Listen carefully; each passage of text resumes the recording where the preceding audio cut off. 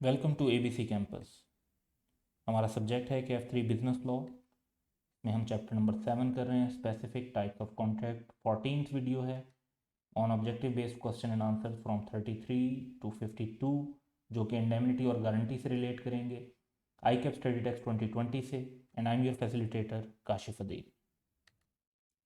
तो पहला हमारे पास यहाँ पे जो क्वेश्चन 33 है इसमें, that is the contract of guarantee is a contract in which a person perform the promise और discharge the liability of.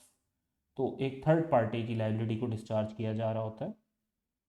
That third party is specifically called principal debtor.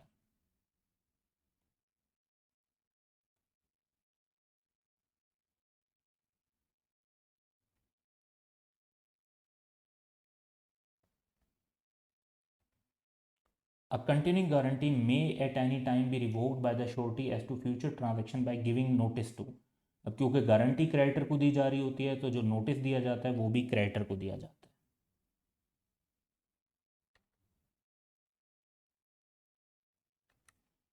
A contract by which one party promises to save the other from loss caused to him by the conduct of the promiser himself or by the conduct of any other person is called।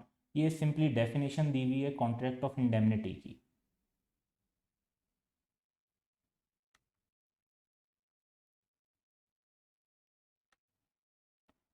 On 15th March 2019, Mr. X promises to compensate Mr. Y for any loss that he may suffer by filing a suit against Mr. Z। तो mister x जो है वो indemnifier हो गए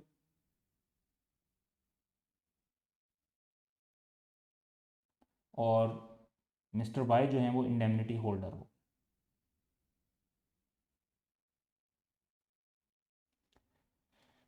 The court ordered Mr. Y to pay Mr. Z damages of rupees 500,000 on 30th June 2019. Mr. Y is now claiming the amount from Mr. X immediately, even though he himself has paid nothing। तो इसमें ये होता है कि जब भी liability जो है वो इंडेमनिटी होल्डर की एब्सोल्यूट बन जाती है तो वो क्लेम कर सकता है। ज़रूरी नहीं है कि वो पहले आगे पेमेंट करे तो फिर ही क्लेम करे, वो आगे पेमेंट किए बगैर क्लेम कर सकता है। तो even though he himself has paid nothing, it doesn't matter। so Mr. Y can claim the amount from Mr. X।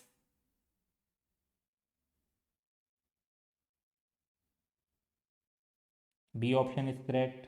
Z के क्लेम की तो बात ही नहीं हो रही क्योंकि Z तो Y से पैसे मांग ही रहा है, तो Y जो है वो X से क्लेम कर सकता है before payment. So Y would take money from X and would pay to Z on the order of court. तो ये जो C एंड D पॉइंट्स हैं टोटली इरेलीवेंट।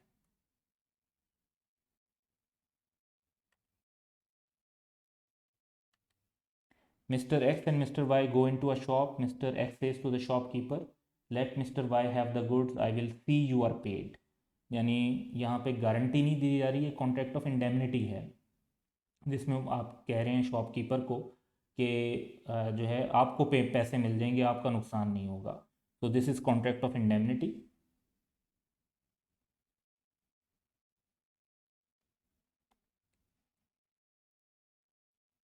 अगर तो सेंटेंस ये होता कि जी in case of default I would pay, तो फिर गारंटी कॉन्ट्रैक्ट बनता।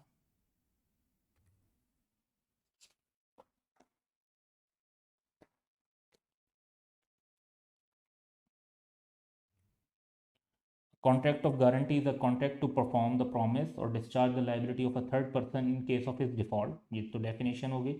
When a guarantee extend to a series of transaction। तो series of transaction, single transaction हो तो specific guarantee, series of transaction हो तो continuing guarantee।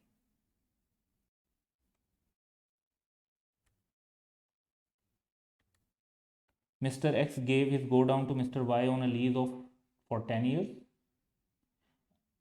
on a lease rent of rupees 100,000 per annum। Mr. Z guaranteed that Mr. Y would fulfill his obligation, and in case of his failure to fulfill his obligation, Mr. Z would be responsible। Is this a contract of specific guarantee or continuing guarantee? Lease हर साल की अलग अलग नहीं होती, ये एक single transaction है, तो ये स्पेसिफिक गारंटी होगी, ये कंटिन्यूइंग गारंटी नहीं होगी।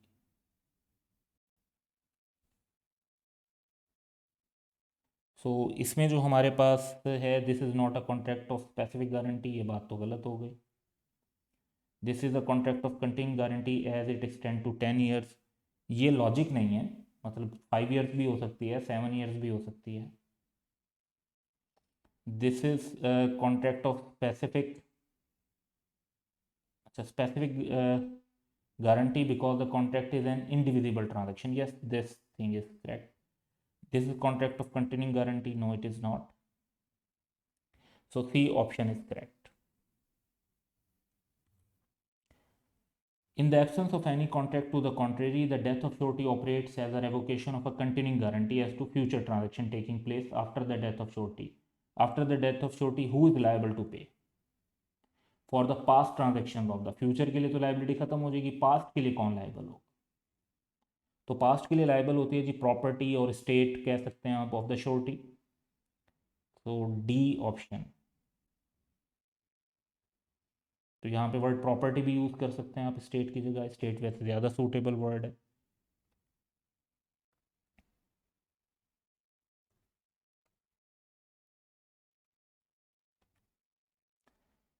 Mr. A is indebted to Mr. B and Mr. C is the surety for the debt. Mr. B demands payment from Mr. C and on his refusal sues him for the amount. Mr. C defends the suit having reasonable grounds for doing so, but is compelled to pay the amount by the court. What amount can Mr. C recover from Mr. A? तो payment करनी पड़ गई है जी date की, तो वो पैसे तो प्रिंसिपल डेटर से हमेशा ही ले सकते हैं, और रीजनेबल ग्राउंड से तो कॉस्ट भी क्लेम कर सकते हैं। तो कैन नॉट रिकवर वाली बात तो वैसे गलत हो गई।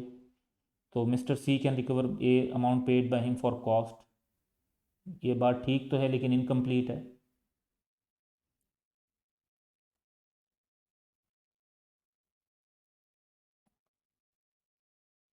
सी option is correct here.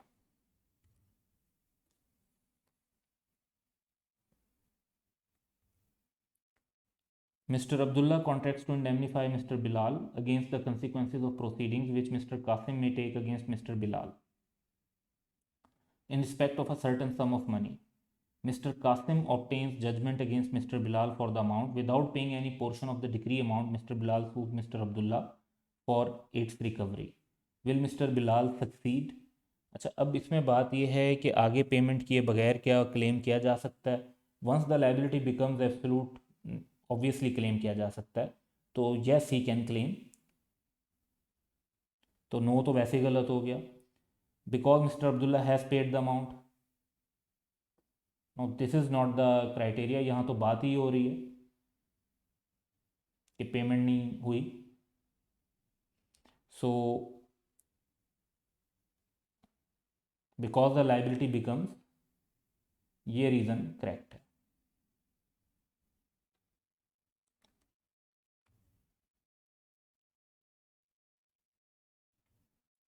Mr. B owes to Mr. C a debt guaranteed by Mr. A. The debt becomes payable. Mr. C does not sue Mr. B for a year. After the debt has become payable, Mr. B then becomes insolvent. Thereafter, Mr. C sues Mr. A for the debt. Will Mr. C succeed? So, Mr. C must succeed क्योंकि surety discharge नहीं होता, यानी patience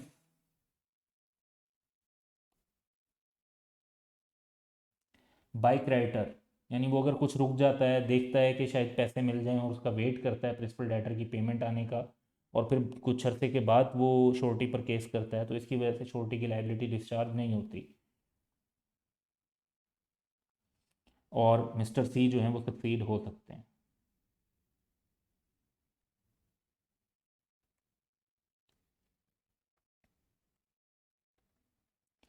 Any variance means alteration made without the surety consent in the terms of contract between principal debtor and creditor discharge the surety as to transaction, alteration के बाद वाले transaction के लिए subsequent to variance।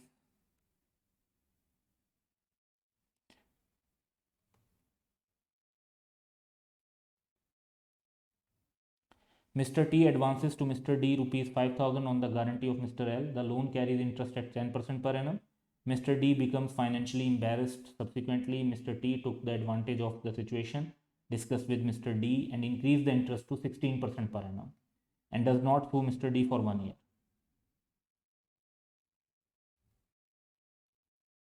After the loan becomes due, Mr. D becomes insolvent. Can Mr. T sue Mr. L? अब Mr. L जो हैं वो यहाँ पर श्योरिटी हैं,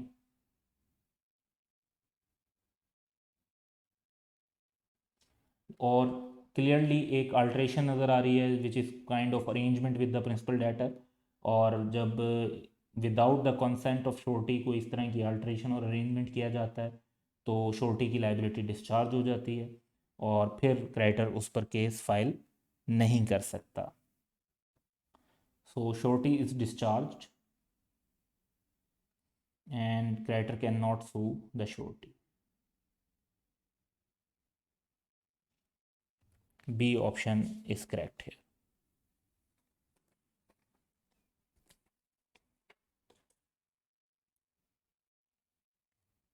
Mr. C advances to Mr. B his tenant 2000 on the guarantee of Mr. A. Mr. C has also further security of rupees 2000 by mortgage of Mr. B's furniture. Mr. C cancels the mortgage. Mr. B becomes insolvent and Mr. C sues Mr. A on his guarantee. State the legal position. तो जितने का furniture था उसका mortgage cancel किया तो उतने से liability नहीं होगी श्योरिटी की, रिमेनिंग अमाउंट के लिए लाइबिलिटी होगी. अब मॉर्गेज भी लेट्स अज्यूम कि 2000 था तो लाइबिलिटी ज़ीरो हो जाती है. तो जो सही बहरहाल ऑप्शन बनेगा, क्योंकि हो सकता है कि मॉर्गेज 2000 का हो लेकिन फर्नीचर की वैल्यू 1800 हो, तो रिमेनिंग 200 देने पड़ेंगे. तो जितने की फर्नीचर की वैल्यू होगी उतने से श्योरिटी की लाइबिलिटी डिस्चार्ज हो जाती है. तो अगर वैल्यू 2000 होगी फिर तो कम्प्लीटली डिस्चार्ज वाला पॉइंट भी करेक्ट है, लेकिन ज़्यादा एक्यूरेट आंसर ये है कि discharge to the amount of the value of furniture.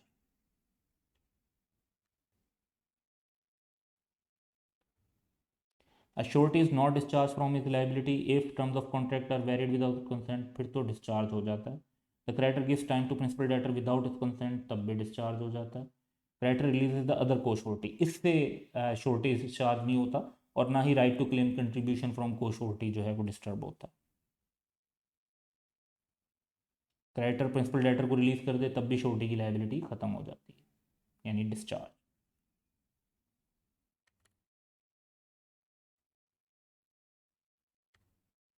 Liability of surety is coextensive with that of the liability of principal debtor.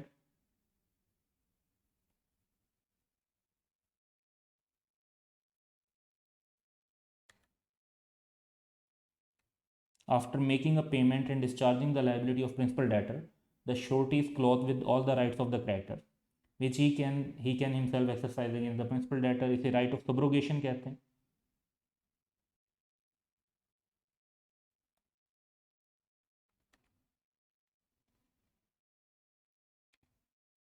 Where a contract to give time to principal debtor is made by the creditor with principal debtor, वो तो discharge हो जाएगा, and not with the principal debtor. principal debtor के साथ नहीं है तो फिर किसी थर्ड पार्टी के साथ होगा.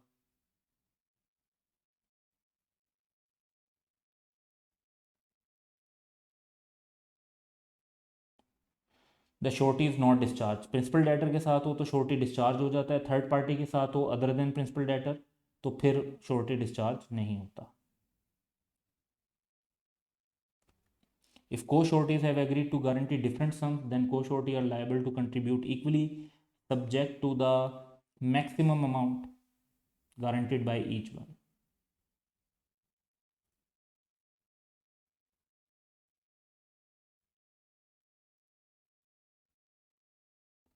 So maximum limit of amount, maximum amount.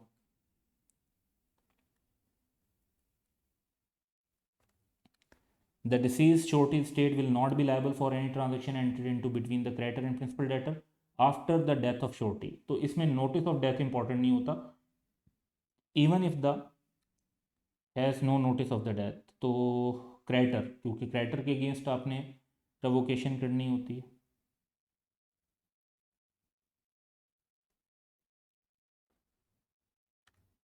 So that's all for today. Have a good day.